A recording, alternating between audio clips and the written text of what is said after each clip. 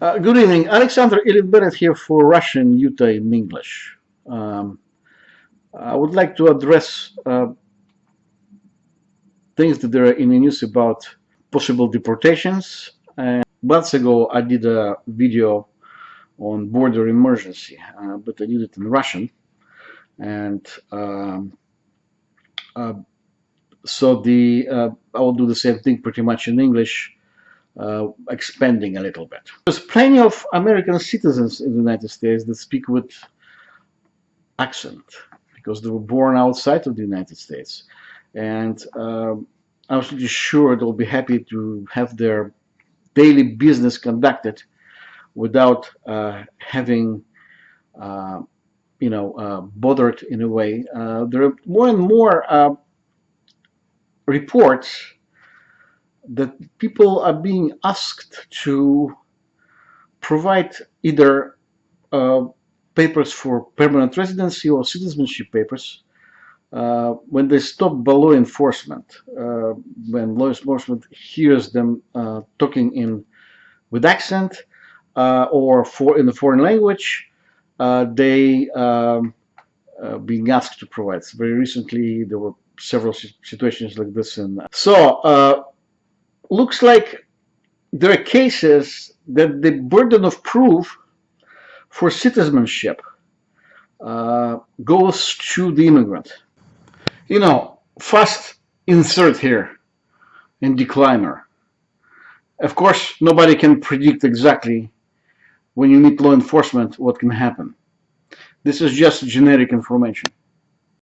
My point is what to do in case of if you're stopped, and not just what to do, what to have in case you're stopped and ask for providing documents like this. Of course, you have your driver's license or any other ID type, but what I would suggest is to have always with you one federal document. If you're a citizen, of course, after being in a situation a long time ago, myself, I always carry with me either my American passport or plastic American passport. Why it's convenient? The American passport by itself is not convenient because it's kind of a big, but the plastic card is really convenient to have. Recently, I met a person. He was from Puerto Rico, and I asked them and asked this person, and he told me that sometimes, because they predominantly speak in Spanish, they're stopped, and when they're stopped, this thing for them works really well. Why? Because if somebody stops you, they have doubts if you have a citizenship or permanent residence of some kind.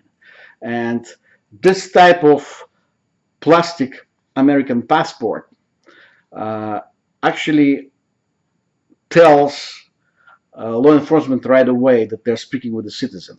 So instead, for instance, if he's stopped when he's driving and stopped by highway patrol, instead of presenting his driver's license first, he presented this passport first. This way, when the law enforcement looks at your plastic passport, he knows that you're talking already to an American citizen. Because people who present driver's licenses, they're not always American citizens. By this, de facto, they kind of put it in the faces of law enforcement to say, here we go, I'm an American citizen, and if you ask questions, do it accordingly. By itself, as I said, it's really convenient thing, especially when you're a sports person, or you go to a beach and you wear swimwear. There's a lot of swimwear. They have plastic packets for cash, credit cards, and this is perfect thing to fit in it. Second thing, it's when you don't have this card, but you have just a passport. A United States law allows you to have two passports, and you can have them there's specific requirements because most of the time you have to show that you're traveling somewhere to specific countries. For instance, years ago, if you travel to Israel and you have a visa or a stamp of Israel inside your passport, you would not be allowed to enter any other country in the region. And so there is always a second passport available. Plus, it's really convenient if you travel a lot, for instance, to Eastern European bloc. In case you lose your passport, you have a second one in hand.